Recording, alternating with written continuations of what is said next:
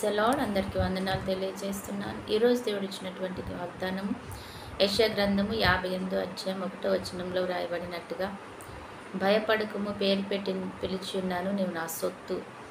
అవును, దేవుడు అంటున్నాడు, నువ్వు నా సొత్తు, నేను నిన్ను పేరు పెట్టి పిలిచేంతగా నిన్ను ప్రేమిస్తున్నాను. ఈ కోట్ల జనాభాలో నిన్ను ప్రత్యేకంగా చూసే దేవుడని నేను, నువ్వు నాకు ప్రత్యేకత అంటున్నాడు అనమాట. నీ పేరేమిటో, నీ యొక్క ఊరేమిటో, లేకపోతే నీ పరిస్థితులు ఏమిటో సమస్తము ఎరిగిన దేవుడు అనమాట ఆయన కదా.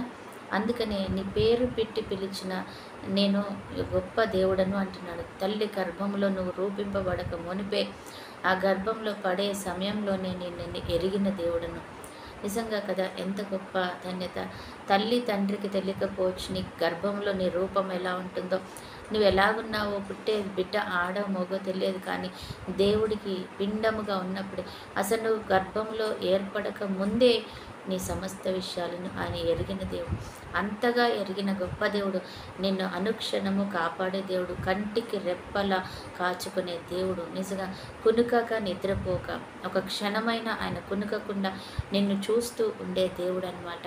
కాబట్టి ఆయన నీ విషయంలో శ్రద్ధ తీసుకుని అంతగా ఉంటున్న దేవుడిని మనం నిజంగా ప్రేమించబద్దులై ఉన్నాం. ఆయనను వెంబడించే వారిగా ఉన్నాం.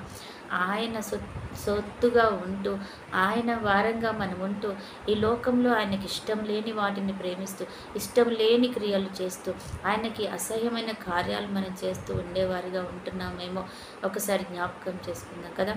నిజంగానే ఉదయకాలం లేచిన దగ్గర నుంచి ఆయన రాత్రి పడుకునే వరకు నిన్ను కాపాడుకుంటూ వస్తూ ఉంటే, ప్రతి క్షణము నీకు ఎటువంటి కాలు జారకుండా, నువ్వు పడిపోకుండా, నీ విషయంలో ఎవరు నిన్ను అలజడి చేయకుండా, ఏ దుష్టుడు నీకు తలదూర్చకుండా ఆయన కాపాడుతూ ఉంటే, నువ్వు మాత్రం లోకానుసారమైన వాడివిగా, లోకానుసారమైన దానివిగా అంటే ఆయన ఎంతగానో దుఃఖపడుతూ ఉంటాడు కదా. నిజమే, నిన్ను ఆయన అనుక్షణము కంటికి రెప్పలా కాపాడుతున్నాడట. జ్ఞాపకం చేసుకుందాం. ప్రతి క్షణము ఆయన నిన్ను పిలుస్తూ, నీ పేరేమిటో ఆయనకు తెలుసు. ఇంత జనాభాలు నీ పేరేమిటో, నీ పేరు పెట్టి ఆయన పిలుస్తూ ఉన్నాడంట. ఒకసారి జ్ఞాపకం చేసుకున్నా. ఈరోజు ఒక కుమార్తె ఆమె ఇంట్లో వంట చేసుకుంటూ ఉండగా ఆమెని దేవుడు ప్రేరేపిస్తున్నాడంట. ఒకసారి నువ్వు బయటికి వెళ్ళి చూడు అంటున్నాడంట.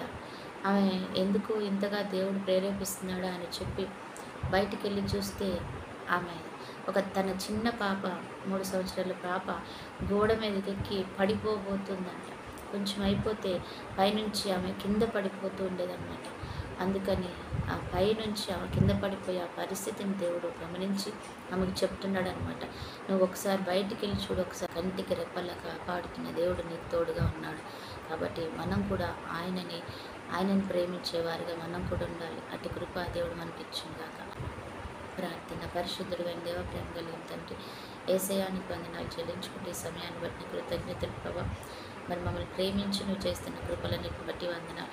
ఈరోజు ఎంతమంది బిడ్డలైతే తండ్రి ప్రవేశి దుఃఖముతో, వేదనతో, అయా తండ్రి వారి జీవితాలలో తండ్రి కుటుంబ కలహాలతో, అసమాధానంతో, వేదనతో ఉన్నారు. వారిని ఒకసారి జ్ఞాపకం చేసుకుని అద్భుత కార్యం వారి జీవితంలో చేయండి. అలాగే ఈరోజు బర్త్డే, మ్యారేజ్ డే జరుపుకుంటున్న బిడ్డలు కూడా జ్ఞాపకం చేసుకుని దీవించండి. చూస్తున్న ప్రతి ఒక్క బిడ్డ మేలుకరంగా, ఆశీర్వాదకరంగా ఉండేలాగున నీ కృప విప్పమని యేసు నామములో ప్రార్థిస్తున్నాము తండ్రి.